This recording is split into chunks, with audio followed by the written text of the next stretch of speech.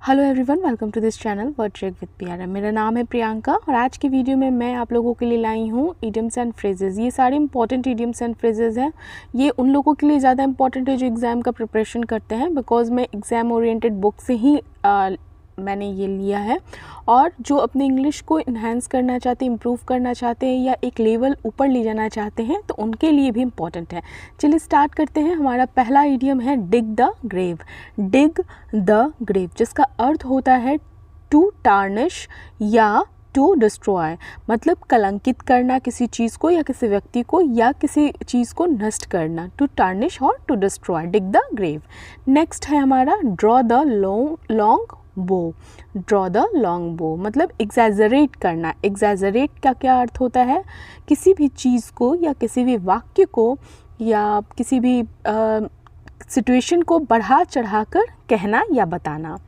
Next है हमारा die in harness.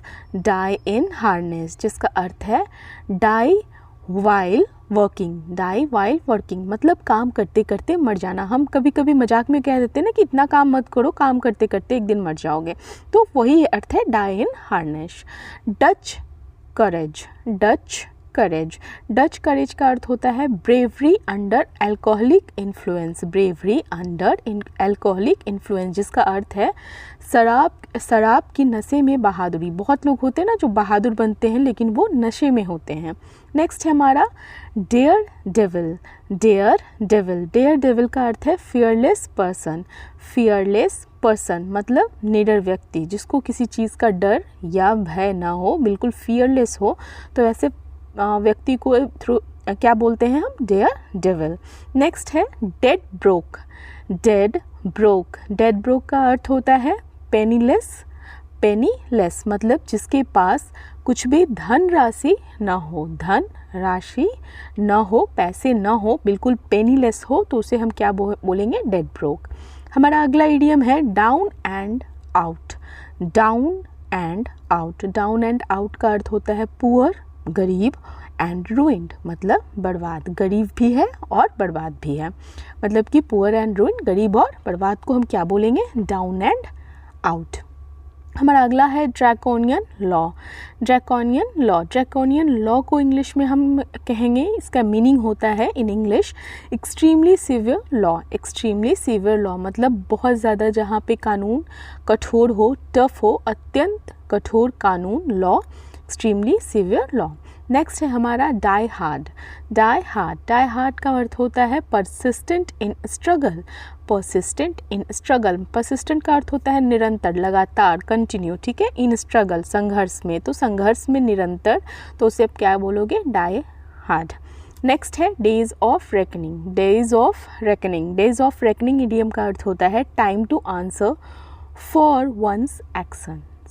Time to answer for one's action मतलब आपने जो कार्य किया है या काम किया है, तो अपने कार्यों का उत्तर देने का समय।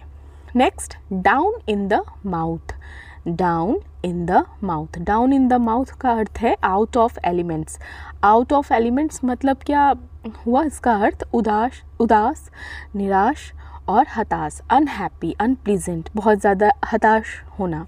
Down in the mouth. Next है dog in the manger. Dog in the manger. Dog in the manger का अर्थ होता है a person who prevents others from enjoying what he himself cannot. अगर इंग्लिश का पेपर होता है तो उसमें आपको डॉग इन द मैंजर दिया रहेगा और इंग्लिश में दिया रहेगा डिफरेंट ऑप्शंस, तो आपको पता करना होगा कि कौन सा ऑप्शन इसका मीनिंग है। लेकिन अगर आपको हिंदी में ये मीनिंग पता होगा तभी आप करेक्ट ऑप्शन चूज़ कर सकते हो। तो इंग्लिश पे भी ध्यान दीजिएगा और हिंदी पे भी।